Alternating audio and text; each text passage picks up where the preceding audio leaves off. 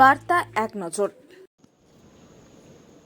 পশ্চিমবঙ্গ প্রদেশ কংগ্রেস সদর দফতরে বিধান ভবনে বিজেপি এবং আরএস এর হামলার শিকারে কংগ্রেসের কর্মীদের ওপর অত্যাচারের বিরুদ্ধে প্রতিবাদ মিছিল হুগলির ডানকুনি কংগ্রেস কর্মীদের আন্দোলন মিছিলে বের করেন।